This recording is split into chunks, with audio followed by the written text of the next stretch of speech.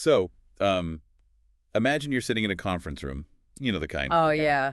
The standard awful fluorescent office glow. Exactly. Yeah. And someone across the table, maybe it's a colleague you've known for a few years, or maybe even your boss, they smile at you. They compliment your recent project, Hmm. and then they slide this new, seemingly innocent proposal your way. And it all feels so perfectly civilized. Right? It feels cooperative, like democratic even. But beneath that polite smile, beneath all the corporate jargon about, synergy and team alignment, there is this completely invisible, ruthless game of chess being played.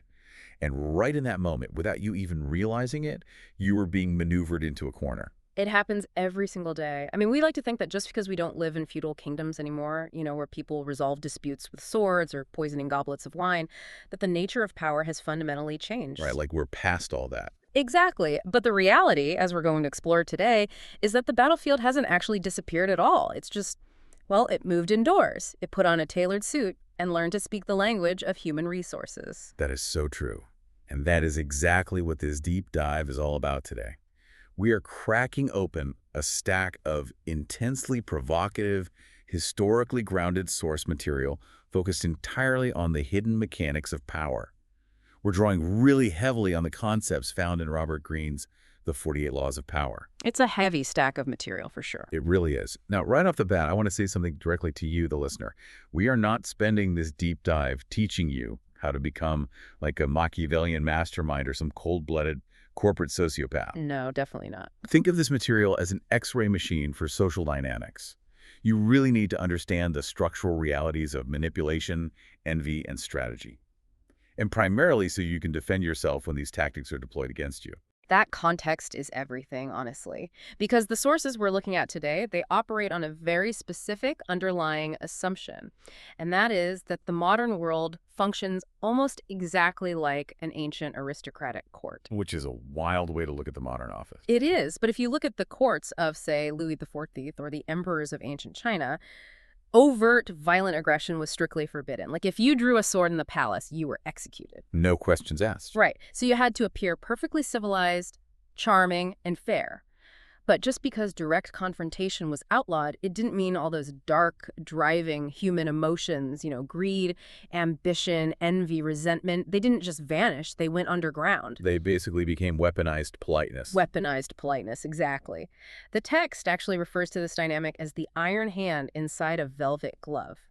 If you walk into your workplace, or you navigate local politics, or even just manage certain complex social circles, and you take the surface-level rules of fairness completely at face value, You're going to get crushed. you are going to be completely blindsided by the people who are quietly operating by the real, unwritten rules. Okay, so where does someone even begin if they want to understand this unwritten playbook? Mm. According to the material, the conceptual link here is that before any specific tactics can be deployed on others, you have to establish the right psychological baseline. Yes.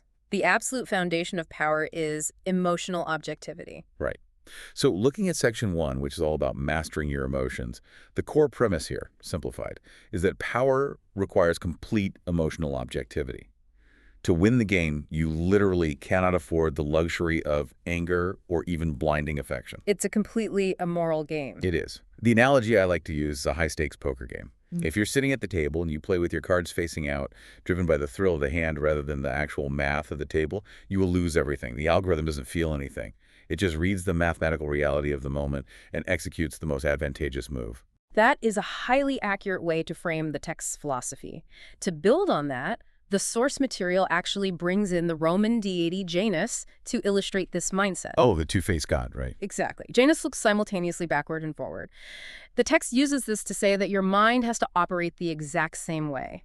You look to the past, not to wallow in nostalgia or nurse old grudges. Right, no time for that. No time at all. You look back to coldly educate yourself, to analyze your mistakes and the historical patterns of human behavior.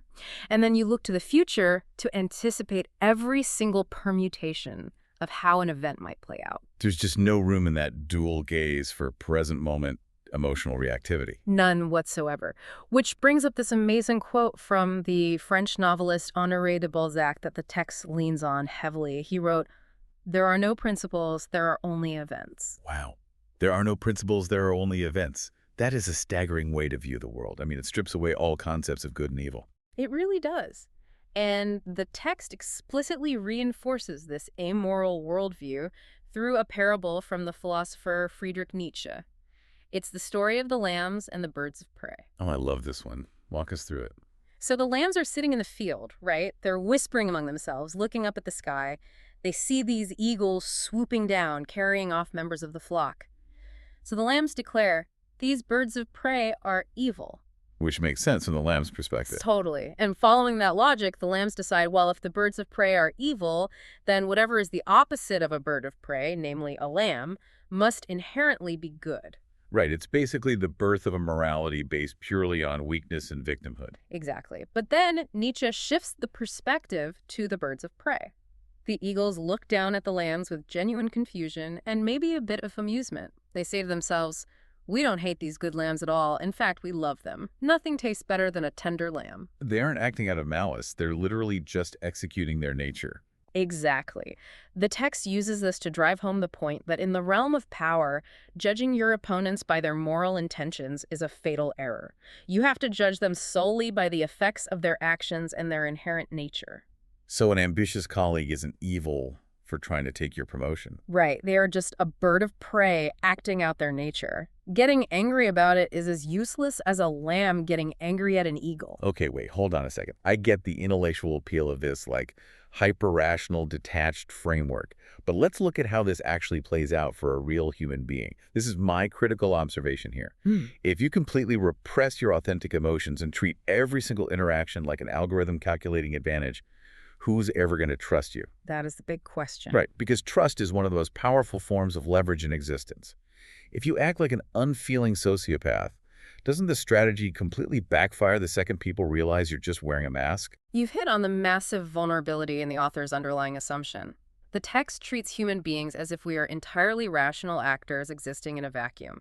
It advocates for this complete emotional detachment, but it completely ignores the fact that genuine passion, undeniable authenticity, and deep emotional connection are often the only things that inspire fierce, unshakable loyalty. Exactly. A cold, detached leader might be clever enough to maneuver people into place on a board, sure. But they will never inspire an employee to, run through a brick wall for them. The text totally overlooks the pure, undeniable utility of authentic human connection. It feels like a recipe for a very successful but incredibly lonely life. But regardless of the personal cost, the foundational premise the text establishes is clear.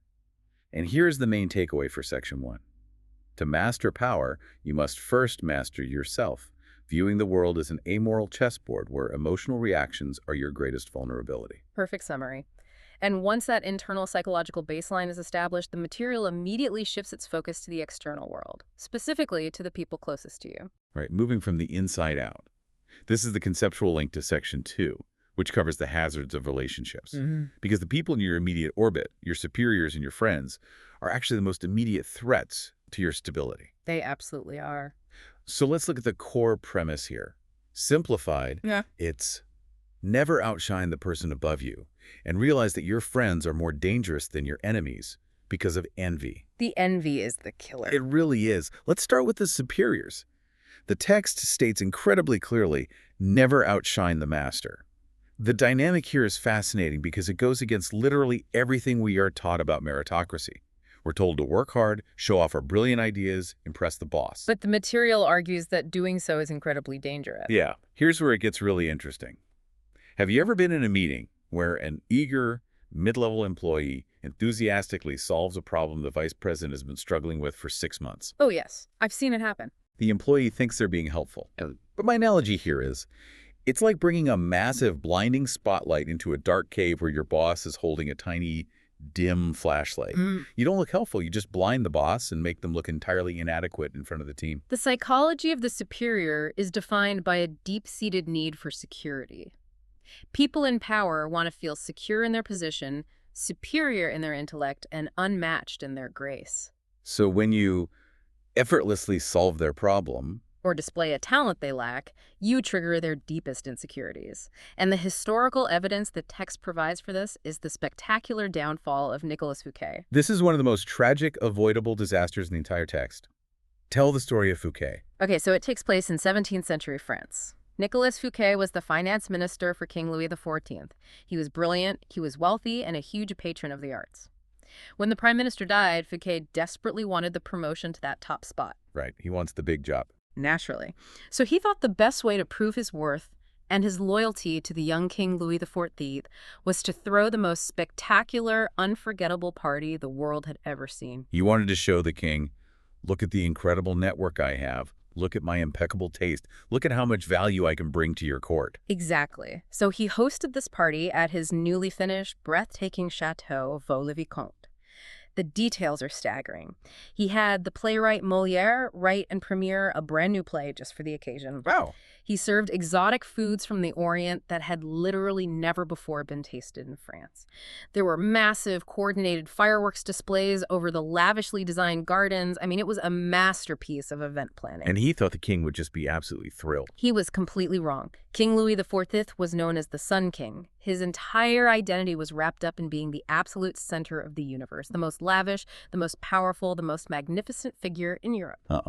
So walking through this party. As the king walked through Fouquet's gardens, every single time a guest gasped at the fireworks or complimented the exotic food, it felt like a physical dagger to the king's ego. Fouquet wasn't just showing off, he was inadvertently proving that a mere finance minister could outdo the King of France. He brought the blinding spotlight. He did. The king smiled through the party, thanked his host, and left. The very next day, Louis XIV ordered his head musketeer, D'Artagnan, to arrest Nicolas Fouquet. The very next day. The very next day. The charges were largely fabricated, embezzlement and treason. Fouquet spent the remaining 20 years of his life in absolute solitary confinement. 20 years in a cell because he threw a party that was too good. That is wild. It perfectly illustrates the mechanism of envy. It's not just that the boss gets annoyed, it's that a threatened ego will completely destroy you to reestablish its own supremacy. Precisely. So how do you survive if you are genuinely more talented than your boss? The text contrasts Fouquet's fatal error with the absolute brilliance of Galileo. Galileo's situation in the early 1600s was precarious. Scientists of his era lived a life of constant degrading patronage. They would invent something, like a new compass or a water pump, and dedicate it to a wealthy lord in exchange for a tiny, temporary grant. It was basically a life of begging. It was. Galileo realized that he needed a permanent solution. He needed a massive, secure source of funding. But he couldn't just walk in and say, hey, I am the smartest astronomer alive, give me money. That triggers the Fouquet dynamic. Right, that brings the spotlight. Yeah. So when Galileo made his massive discovery, he looked through his newly improved telescope and discovered the 4 moons orbiting the planet Jupiter. He executed a masterstroke of psychological manipulation. What did he do? He didn't write a paper bragging about his own genius. Instead, he turned the discovery into a cosmic monument to the ruling Medici family of Italy. How do you even connect Jupiter to a banking family? Well, he knew that Cosimo Fest, the founder of the Medici dynasty, had long associated his personal mythology with the Roman god Jupiter.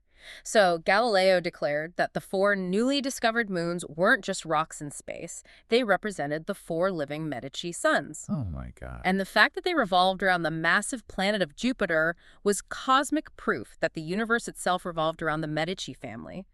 He even commissioned an emblem showing Jupiter and the 4 moons and presented it to the current patriarch, Cosimo II. That is just staggering. He took the grandest discovery of the age and used it to basically say, look at how incredible you are, my lord. He made the master the star of the show. And the result? The Medici family made Galileo their official permanent court philosopher and mathematician with a full guaranteed salary for the rest of his life. He never had to beg for funding again. He understood the mechanism perfectly. You can be brilliant, but you must use your brilliance to amplify the glory of the person sitting above you. So, if your superiors are dangerous because of their fragile egos, the text argues that your friends are actually even more dangerous. This is where the material gets exceptionally dark. The premise is that friends are prone to a very specific, toxic kind of envy because of your shared history and proximity. The text assumes that friendships are incredibly volatile when mixed with power dynamics. To illustrate this, the source points to the Byzantine Empire in the 9th century, specifically the relationship between Emperor Michael III and a man named Basilius. This is a story of gratitude mutating into pure entitlement, right? Yes. Michael III essentially discovered Basilius. Basilius was a lowly peasant, a horse trainer. Michael liked him, brought him into the court, and rapidly promoted him. He made him the head of the stables, showered him with immense wealth, and even had him educated. Wow. Michael considered Basilius his absolute best friend and most trusted confidant. He assumed that because he had given Basilius everything, Basilius would be eternally grateful and loyal. Which is how a normal person thinks. If someone changes my life and pulls me out of poverty, I owe them. But the text argues that gratitude is a burden. Basilius didn't feel grateful. He felt patronized. Oh. Every time he looked at the emperor, he was reminded of his own lowly origins and his dependency. Over time, Basilius accumulated his own power base within the court, and as his power grew, so did his resentment. He began to believe he was actually smarter and more capable than the emperor who had elevated him. And it ended in blood. It did. The transactionality of the relationship rotted from the inside out.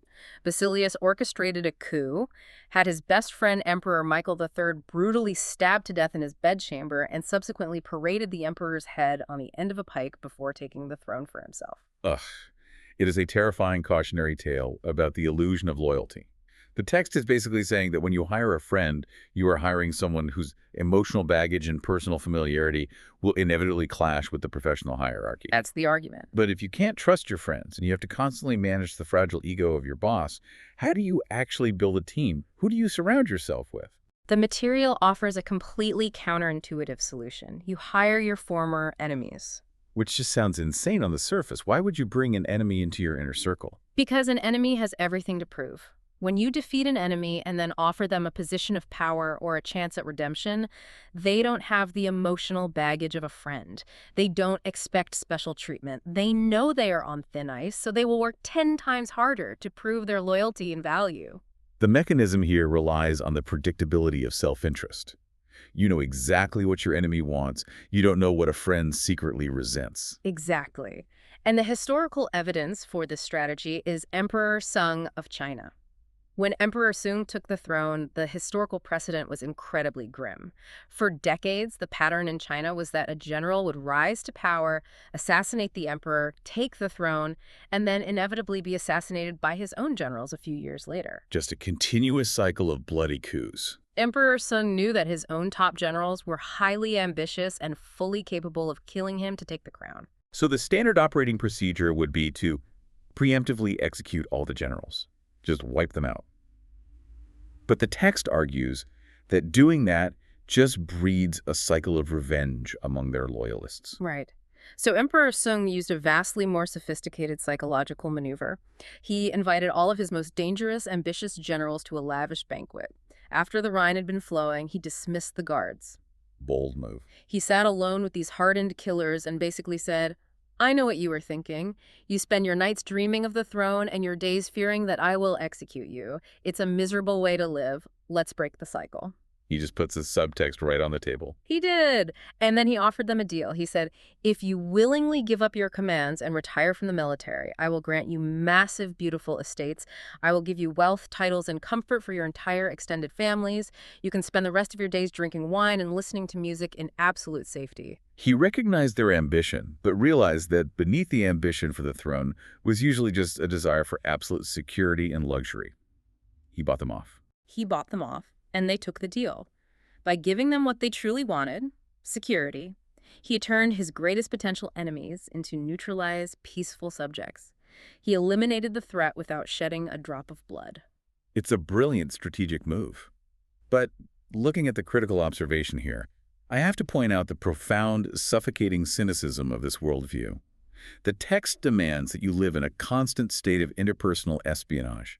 It assumes that every friendship is just a ticking time bomb of envy waiting to explode. It is an incredibly dark lens. The limitation the author ignores is the sheer inefficiency of living with that level of paranoia. Yeah, how do you get anything done? Exactly. In the modern world, especially in complex organizational structures, collaborative, high-trust teams consistently outmaneuver and outperform fractured, highly suspicious ones.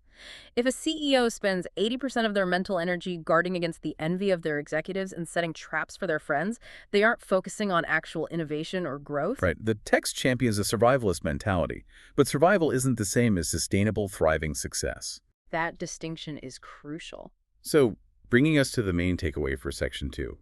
Strategic distance and calculated alliances with former adversaries are safer than relying on unpredictable affection or showing off your raw talent. Spot on. So if we assume you have successfully navigated the treacherous waters of your immediate circle, you haven't blinded your boss, and you haven't been stabbed in the back by your best friend, the conceptual link to Section 3 is, how do you scale your influence? Right. How do you project power over a wider organization or an entire public?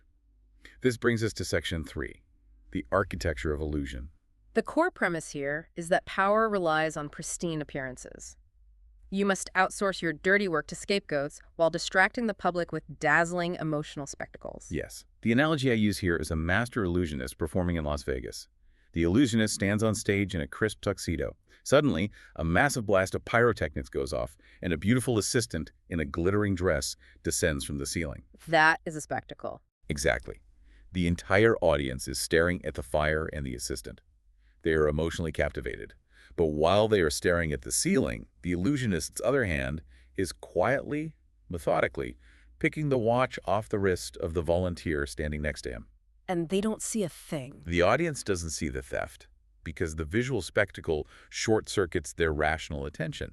And if someone somehow does notice the watch is missing, the illusionist has an assistant waiting in the wings to take the blame. That captures both elements perfectly. The text refers to the scapegoat as the cat's paw. Oh, where does that come from? The term comes from an old fable where a monkey wants to pull roasting chestnuts out of a fire but doesn't want to burn its own hands, so it grabs the paw of a nearby cat and uses the cat's paw to pull the chestnuts out. The monkey gets the food, the cat gets the burned paw. Oh, wow. We see this in modern corporate structures all the time. A CEO knows that to hit quarterly targets, they need to lay off 15% of the workforce. But the CEO wants to maintain their brand as a compassionate, friendly leader. So what do? They don't announce the layoffs themselves. They hire an outside management consulting firm.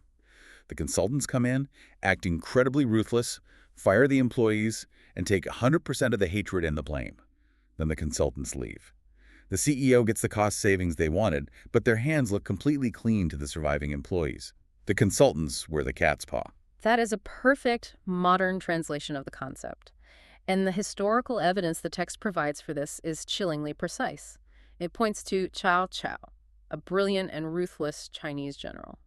Set the scene for this one because the psychology here is just incredibly dark. Cao Cao's massive army had laid siege to a heavily fortified city. The siege was dragging on for months, much longer than anticipated. Cao Cao faced a critical logistical crisis. His food supplies were running dangerously low, and he knew a resupply was weeks away. So if the troops ran out of food, they would mutiny, kill him, and the campaign would be over. He is caught between a fortified enemy and his own starving army. a terrible place to be. He needed to stretch the rations, but he knew that if he personally ordered the rations to be cut, the army would blame him for the failure in planning and riot. So he executed a classic cat's paw maneuver. He secretly called his chief of commissariat, the man in charge of the food, into his tent. He ordered the chief to use a smaller measuring cup when distributing the rice, effectively cutting the troops' rations in half. The chief of commissariat must have known this was a suicide mission. The chief warned Cao Cao that the men would complain bitterly. Cao Cao essentially said, "Don't worry, do as I say, I have a plan to handle the complaints." So the chief obeyed. The rations were cut. Predictably, the troops began to starve, the grumbling turned into anger, and a mutiny began to brew. Rumors spread that the leadership was hoarding food. And here's where Cao Cao springs the trap. Yes. Just as the army was on the verge of outright rebellion, Cao Cao summoned the chief of commissariat back to his tent. He told the man, "I need to borrow something from you to quiet the troops. I need your head." Before the man could even react, Cao Cao had him executed. He sacrificed his own loyal supply chief. He did. Cao Cao then put the innocent man's head on a pike and paraded it through the camp with a proclamation saying that the chief of commissariat had been caught stealing food and using false measures. The troops saw the bloody head. Their anger was immediately satiated because they believed justice had been served, and the mutiny evaporated. Oh my goodness. Cao Cao stretched his rations, maintained his authority, and kept his own hands perfectly clean in the eyes of his men. It is pure, concentrated ruthlessness. He manufactured the crisis, outsourced the blame to an innocent man, and emerged as the hero who solved the problem. And the text points out that women in history were often forced to be masters of the cat's paw because overt physical violence was denied to them by the patriarchal structures of the time. Cleopatra is the prime example. Pop culture remembers Cleopatra primarily for her seduction and her glamorous romances with Roman leaders.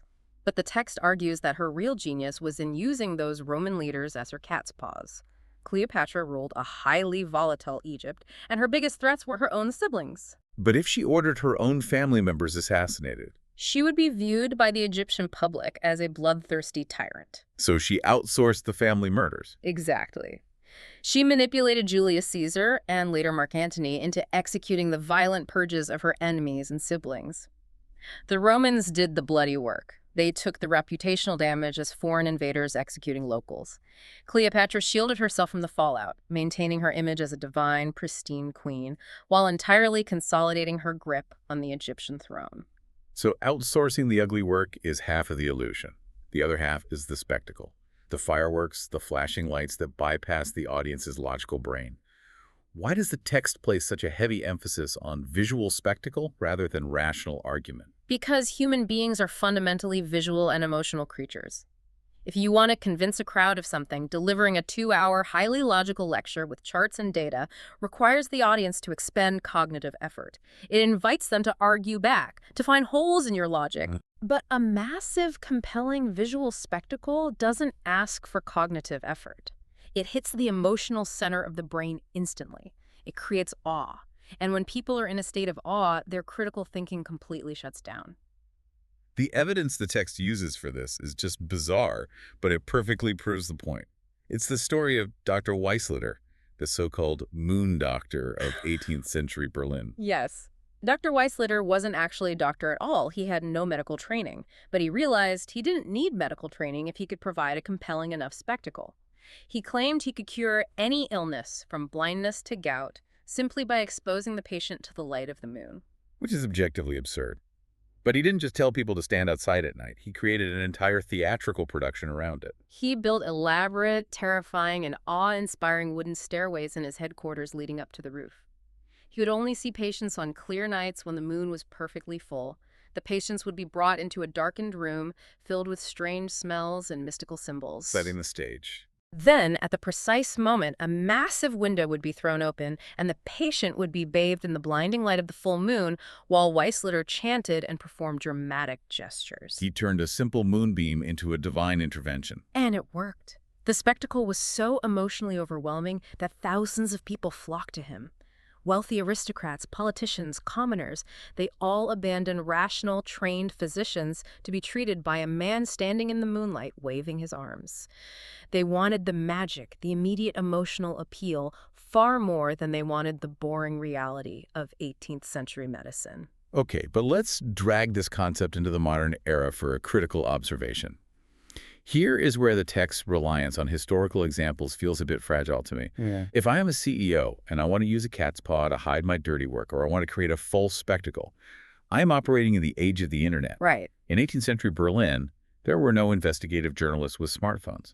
In Cao Cao's camp, there were no leaked Slack messages.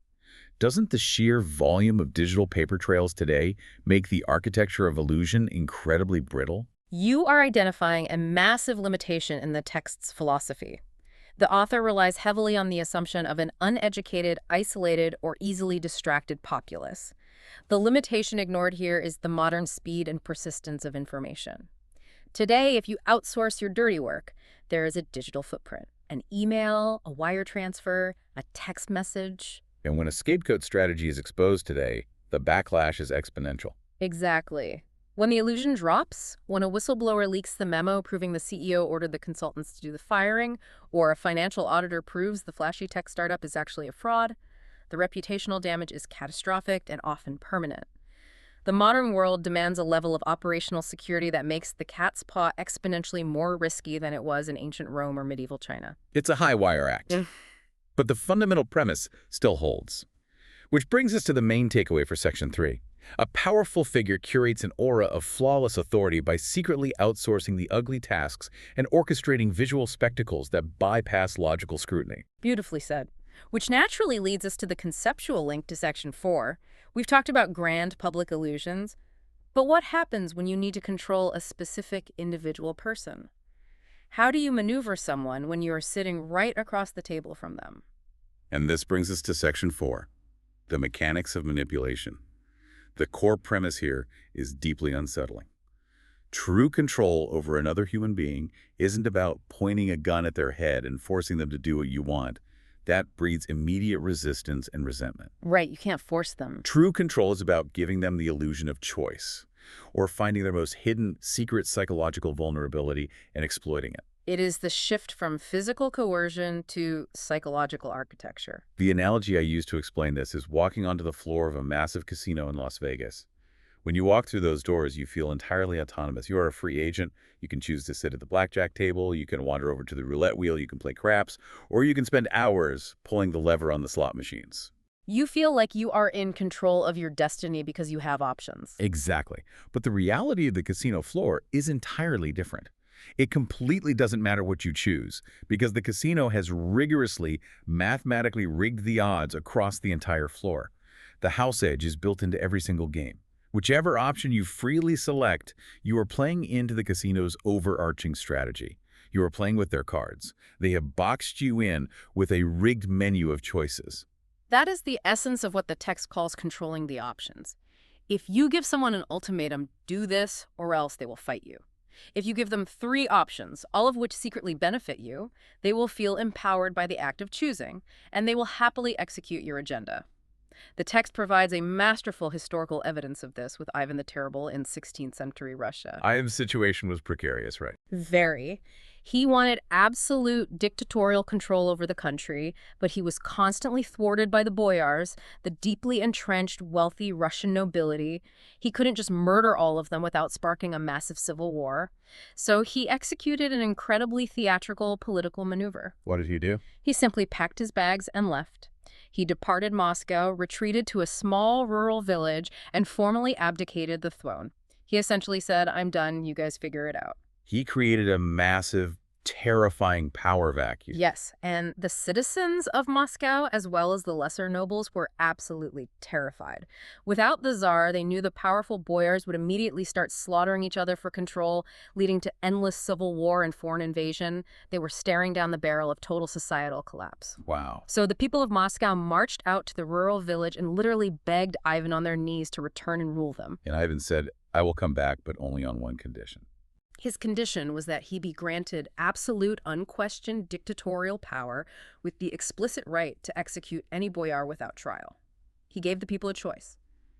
You can choose the chaos of civil war without me, or you can choose total submission to my absolute authority. He gave them 2 terrible options, but because they chose to bring him back, they owned the decision. When he subsequently unleashed a reign of terror and formed his secret police, the people tolerated it much more than they would have if he had just seized power by force. They felt like they had asked for it. It is the illusion of choice deployed on a national scale. The text also highlights a military application of this concept, utilized by General William Tecumseh Sherman during the American Civil War. It's a tactic known as the horns of a dilemma. How does that work on a battlefield? Sherman was leading his Union Army on his infamous march through the Confederate state of Georgia. Typically, an army marches in a single, massive column toward a specific target. The defending army knows where they're going and can set up defenses to block them. Sherman changed the geometry of the march. He split his massive army into 2 distinct wings that marched roughly parallel to each other, miles apart. So the Confederate commanders, looking at a map, see 2 massive forces moving through their territory, but they don't know the ultimate destination. Exactly. Sherman designed his route so that at any given moment, his 2 wings were positioned to strike 2 different vital Confederate cities simultaneously. The Confederate generals were paralyzed. If they moved their defending army to block the left wing, Sherman would just shift his focus and have the right wing capture a city. If they defended the right, the left wing would strike. They were gored on the horns of a dilemma. Whichever option they chose was the wrong one. Yeah. Have you ever had a boss do this to you, give you 2 equally terrible projects and say, "I'm letting you choose which one to lead"? Oh, absolutely. You feel a brief moment of autonomy, but then you realize you're just picking your flavor of misery, and the boss gets the terrible work done without having to explicitly order you to do it. It's incredibly effective and incredibly frustrating to be on the receiving end of. The horns of a dilemma works by limiting physical or strategic options. But the text goes even deeper, into pure psychological manipulation. with the concept of the thumbscrew. Oh, this is the idea that everyone, no matter how powerful or composed they appear, has a secret weakness, a childhood trauma, an unfulfilled emotional need, a hidden vanity. And if you can find that specific weakness, you can turn it like a thumbscrew to control them. The material focuses on two masterful political operators who use the thumbscrew to control kings, Cardinal Richelieu in France and Otto von Bismarck in Prussia. Let's look at Richelieu first. He was dealing with King Louis XIII, who was the absolute monarch of France. On paper, the king had all the power. But Richelieu observed the king closely and realized that beneath the crown, Louis XIII was a deeply insecure man who had been neglected as a child. He desperately craved a strong, decisive father figure to tell him what to do and make him feel safe. Richelieu essentially hacked the king's psychology. He didn't approach the king as a subservient minister. He positioned himself as that stern, wise, protective father figure. He took on the burden of all the stressful decisions. He made the king feel emotionally secure. So he just filled the void. Yes. Over time, the king became completely psychologically dependent on Richelieu.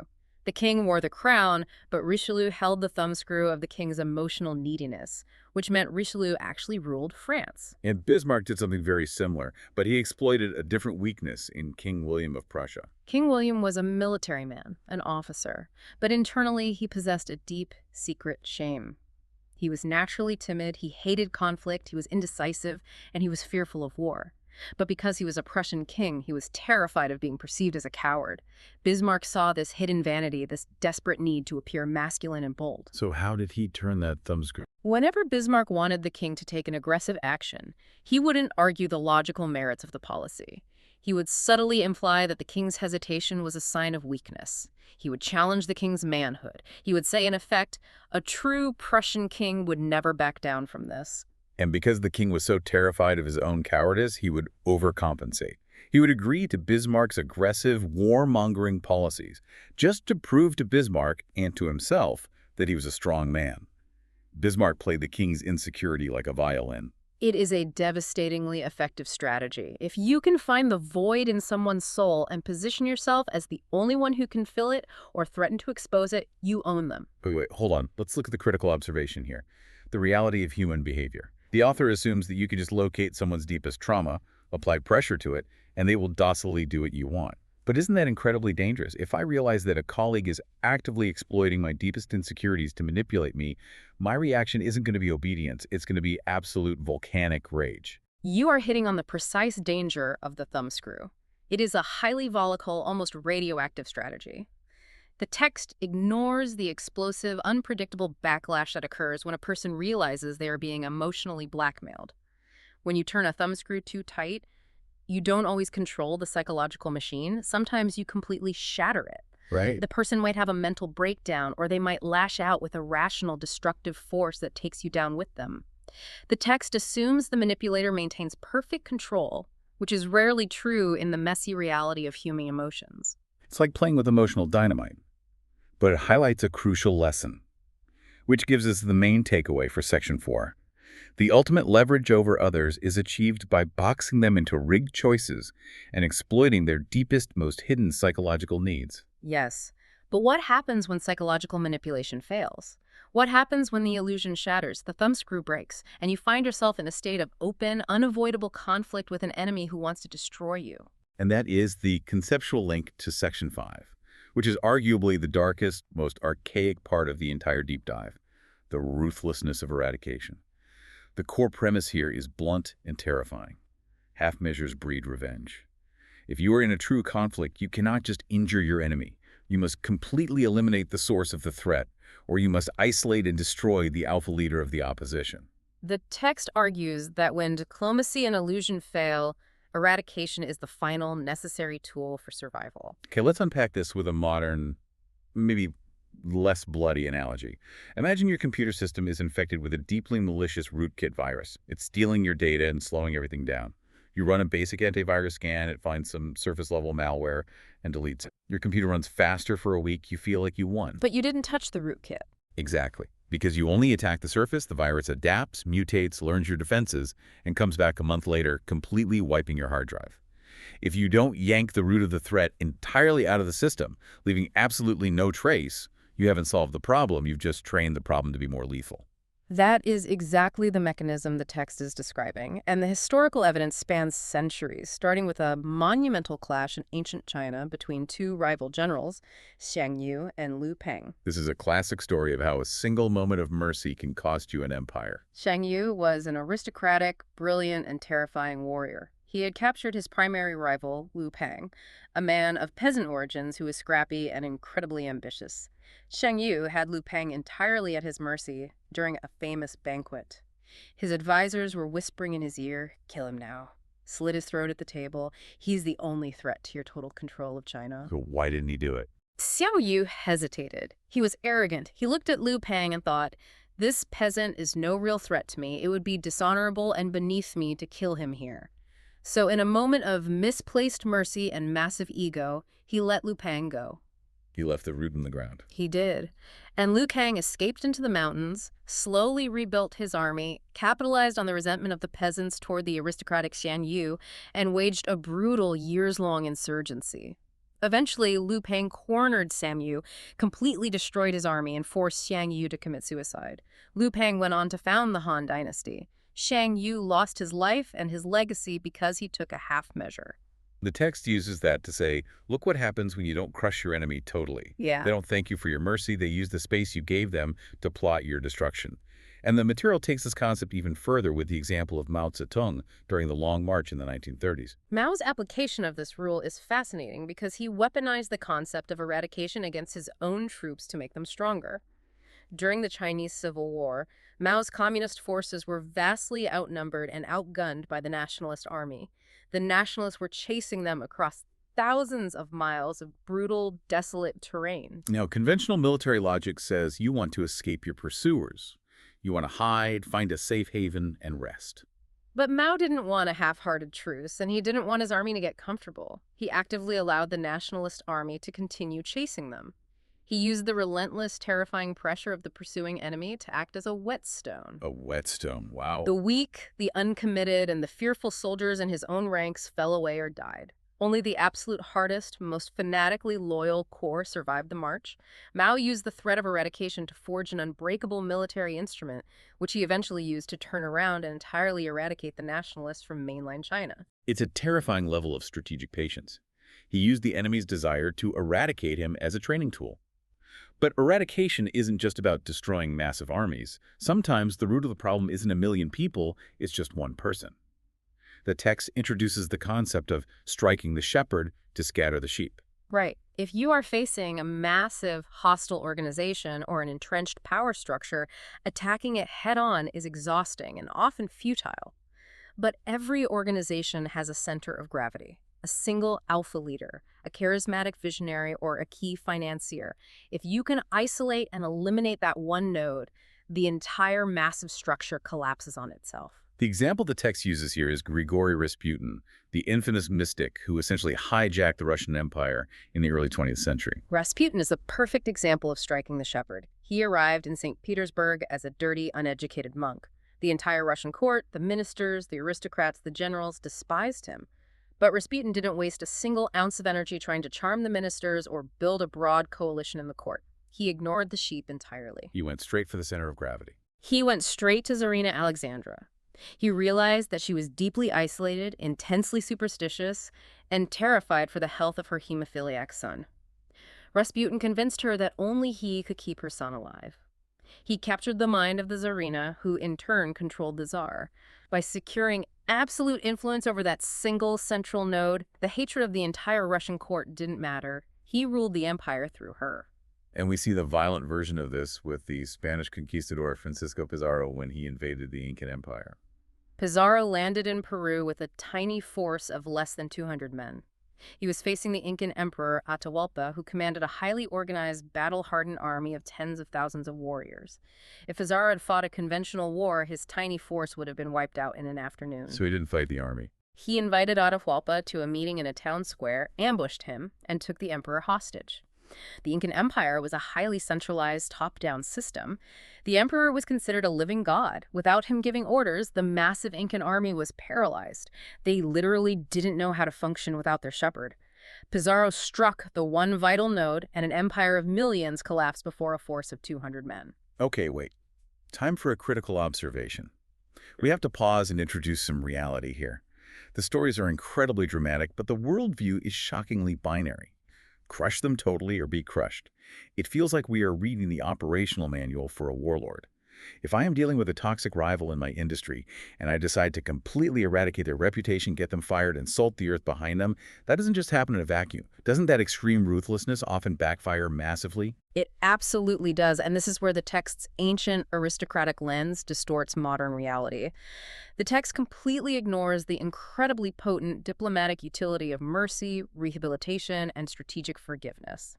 We talked earlier about Emperor Sung, who turned his enemy generals into allies by giving them estates. That was a brilliant move, but this section contradicts that entirely. It's totally hypocritical. It is. When you mercilessly crush people, when you humiliate them and destroy their livelihood, you run the massive risk of creating martyrs.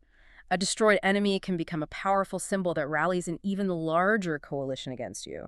The rest of the industry, or the rest of the office, watches how you treat your defeated rival. Right, they're taking notes. If they see you acting with total ruthlessness, they will band together to destroy you preemptively out of sheer self-defense. Total eradication often creates more enemies than it eliminates.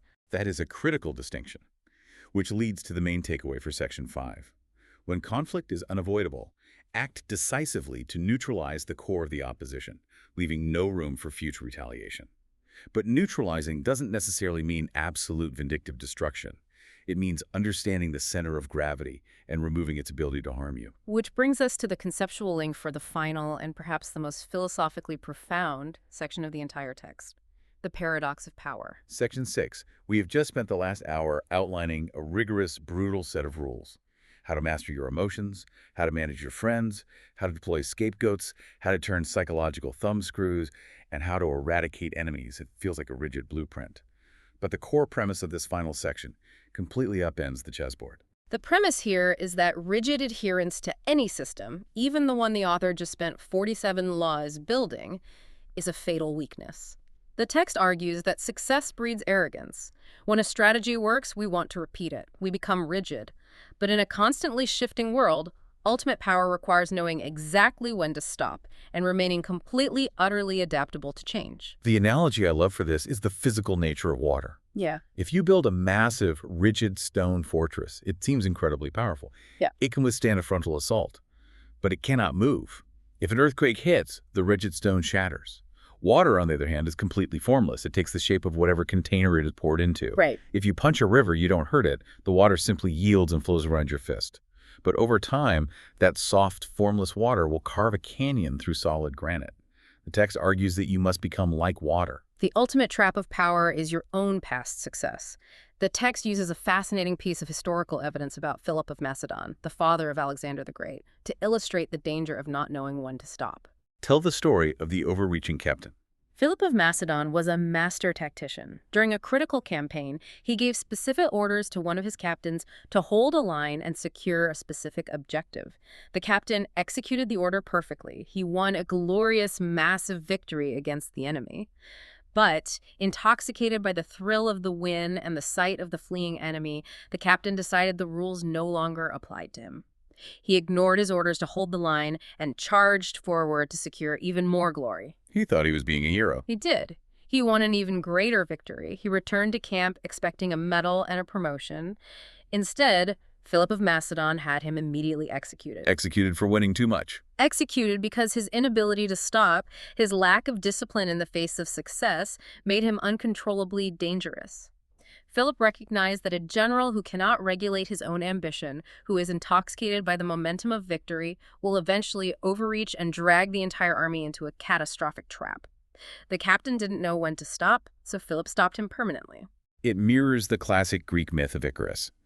Daedalus builds the wings of wax and feathers so he and his son Icarus can escape the labyrinth. The plan works perfectly. But the sensation of flight, the sheer elation of power and escape, completely overwhelms Icarus. He ignores his father's warning. He flies higher and higher, intoxicated by his own success, until he flies too close to the sun. The wax melts and he plunges to his death. His past success, the fact that the wings worked, is exactly what killed him. Success creates a psychological momentum that is incredibly difficult to break. That is why the text emphasizes formlessness. If you have no fixed form, you have no fixed momentum. You can stop on a dime. You can pivot instantly. The text points to two of the most powerful female monarchs in history who survived specifically through the weaponization of formlessness: Queen Elizabeth I of England and Catherine the Great of Russia. Queen Elizabeth's reign is a masterclass in this. She ruled during a time of violent, apocalyptic religious and geopolitical warfare. The Spanish, the French, the Catholics, the Protestants, everyone was demanding that she take a fixed, rigid ideological stance. They wanted her to pick a side and fight. But Elizabeth refused to be pinned down. She played the middle course for decades. The most brilliant execution of this was her use of marriage negotiations. All the powerful kings and princes of Europe wanted to marry her to control England. A rigid monarch would have chosen an alliance, married, and immediately been drawn into a massive continental war. But Elizabeth used the promise of marriage as a diplomatic weapon. She would negotiate for years, sending love letters, hinting at an alliance, stringing the French or the Spanish along. As long as she was negotiating, they wouldn't attack her. But she never actually committed. She remained formless. Because she never adopted a fixed position, her rigid, dogmatic male rivals couldn't predict her moves or trap her in a decisive battle. Catherine the Great did the exact same thing in Russia, constantly shifting her alliances, adopting different political philosophies when it suited her, and refusing to be bound by the rigid traditions of the Russian court. They both survived by being water in a world of stone. Boy, the critical observation here, let's look at the emotional toll of this. Constant formlessness, never having a fixed identity, constantly shifting your shape to manipulate the environment. That sounds incredibly exhausting. It is the ultimate psychological burden. The text assumes that human beings have boundless, infinite mental energy to constantly adapt and reinvent themselves. It ignores the sheer, crushing exhaustion of never having a stable foundation to stand on. In the real world, if you are constantly shifting your shape, breaking alliances, and changing your principles, you might survive in the short term, but you will quickly be perceived by everyone around you as deeply untrustworthy, manipulative, and chronically indecisive. You lose the power of a solid, reliable reputation. It sounds like a recipe for a total identity crisis. If you are constantly changing the mask to fit the room, eventually you forget what your actual face looks like underneath. Exactly. It is a profound paradox. The text suggests that to achieve ultimate power, you must be entirely willing to let go of the very forms, rules, and identities that brought you that power in the first place. You must master the rules, only to realize that the final rule is that there are no rules. So, bringing us to the final main takeaway for Section 6. True power is not a fixed destination or a rigid set of rules, but a dynamic, fluid awareness that knows both when to strike and when to dissolve. Let's take a breath and look back at the incredible, dark, and complex journey we've just taken through this material.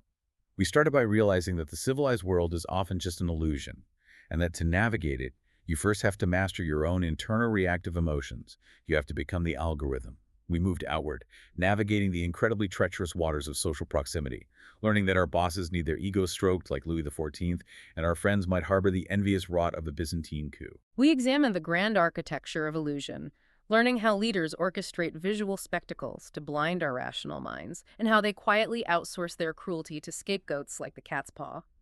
We drilled down into the intimate mechanics of psychological control, seeing how rigged choices and emotional thumbscrews can maneuver people like pieces on a chessboard. We confronted the brutal, archaic reality of total eradication, striking the shepherd to scatter the sheep while recognizing the massive risks of creating martyrs. And finally, we arrived at the paradoxical necessity of formlessness, the realization that true power is a dynamic, fluid awareness to know when to strike, when to yield, and when to dissolve, completely like water. It is a massive, intense, and often disturbing framework of human behavior. But I want to reiterate our opening premise. You do not have to live your life this way. Practicing these tactics constantly will likely cost you your soul, your authentic relationships, and your peace of mind. But you absolutely must recognize the mechanics of these laws so you can see them when they are deployed against you. When a colleague offers you two terrible options, you now know they are putting you on the horns of a dilemma. When a politician orchestrates a massive emotional spectacle, you now know to look for the sleight of hand. You have the X-ray machine. That is the power of being truly well-informed. It provides you with a conceptual shield. But I want to leave you, the listener, with a final provocative thought to mull over as you go about your day. We spent this entire deep dive deconstructing human interaction as a ceaseless, amoral game of manipulation, leverage, and masks. The text suggests that even perfect honesty, if used strategically, is just another manipulation tactic to disarm a rival. A dark thought. Very. But if that is entirely true, if every smile is calculated and every relationship is transactional, then what does true, uncalculated vulnerability actually look like? In a world where everyone is quietly reading the 48 laws, is it even possible to step completely off the chessboard? Or are we always inevitably playing the game, even when we think we're just being ourselves? Think about that the next time someone across the conference table smiles at you. Thanks for joining us on the Deep Dive.